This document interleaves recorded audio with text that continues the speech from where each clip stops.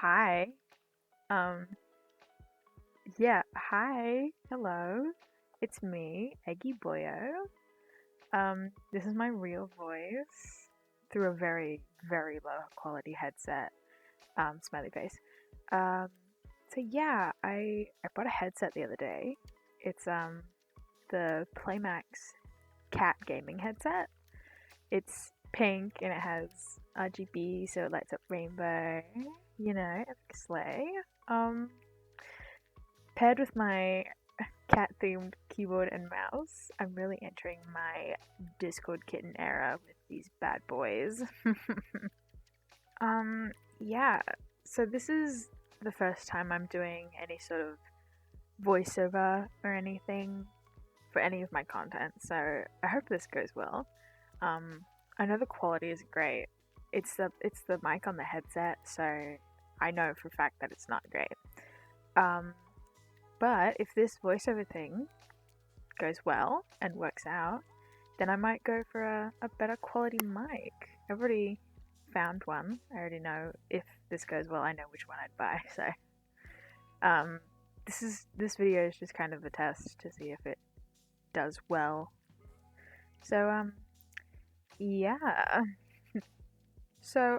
A while back on my very first video, actually, someone commented and was wondering if I would ever make a video about my Genshin OC, the original character, the very first video. So this video is for that person. You know who you are, and I love you for that. Thank you.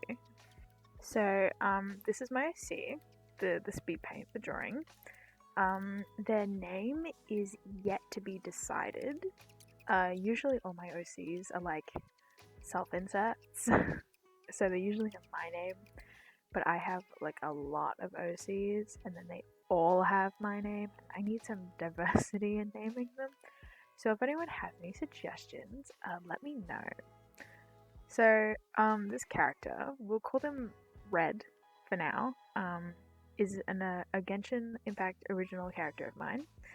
I originally created them to be a love interest for our beloved best boy, Scaramouche. A lot of the specifics of their story is kind of in the works, so some stuff that I say here or in this video might not be like the final video, like it might not be in the final cut. So important context first. At the very beginning of like their story, they don't have the wings or the tails or the horns. They're just a regular mortal. They're a regular human being at this point, so just keep that in mind. So, Red either used to work for or was a student at the academia. They were sort of an archaeologist, so they explored ruins, dug up artifacts, and things like that.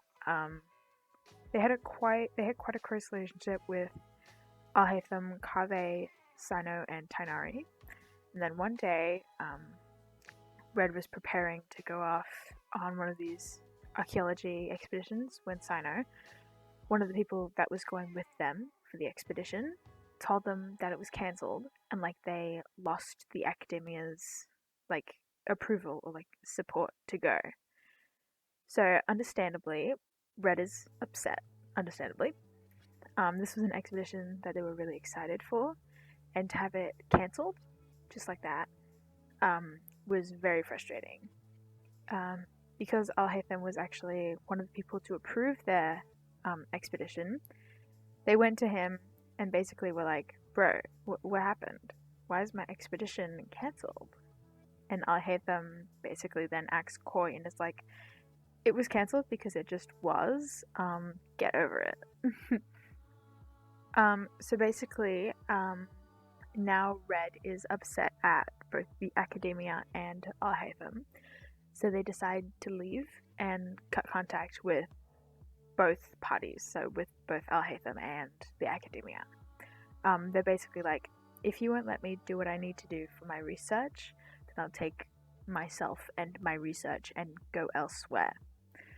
So after Red leaves the academia, the Sumeru's story quest happens, and then Red is helping with Scaramouche. Now, I haven't actually played the Sumeru story quest yet, or any of the events surrounding Sumeru, so if my information for Red's story is wrong, it will be fixed when I get around to both playing the game and updating Red's character. Also, this next part might contain spoilers for the Sumeru quest, specifically a cutscene from Scarab's battle, so just be wary. It's not a very big spoiler, to be honest. So basically, Red assists the Traveler and Paimon throughout the quest, and maybe Silly Goofy saves Scara from falling from the mech. Oh my god. So another time skip. It's been a few months. Scara is Wanderer now, and they're in a relationship with Scara and Red are in a relationship now. Teehee, romance, we love that for them.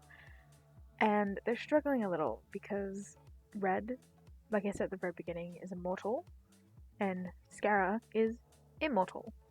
So that means eventually Red will age and die, and Scara will be left alone. After that, Red is basically like, lol, like I'm ever gonna let that happen, and begins to research a way to become immortal using their experience as an archaeologist and like an ex-academia goer, like a student worker. Yeah. They eventually come across an ancient script talking about obtaining a flower from an ancient god. It is said that this ancient flower will give the individual immortality as long as they complete a task for the god. Red manages to get the location of this flower, and by extension, the location of the ancient god guarding it. Red goes on to tell Scara about the flower and the god, and how they're going to go on an expedition to find this flower so they can become immortal and live with Scaramouche forever. The legend says that they must go alone, so they say their goodbyes to Scara and to their friends and head off in search of this flower and in search of their immortality. Eventually, after about a week of searching, Red does manage to find the area in which the god and the flower is located. They speak with the god and agree on the task in exchange for the flower.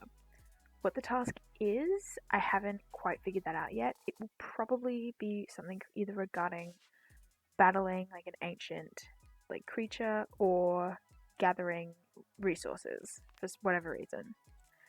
After a few weeks, the task is completed, and the ancient god offers the flower to Red. However, the god warns that the transformation from mortal to immortal is a long and painful one, which will render them unable to move or speak for a very long time.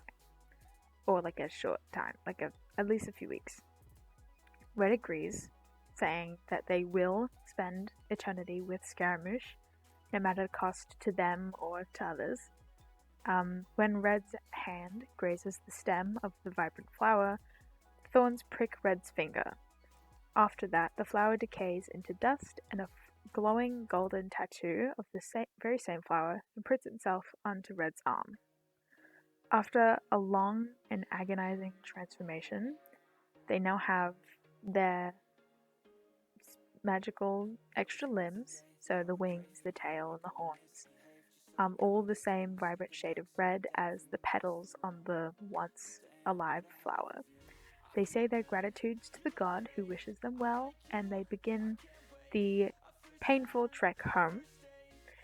They return to Sumeru City, reuniting with Scaramouche and their friends as a newly immortal being. If I want there to be any more than that, I don't know yet.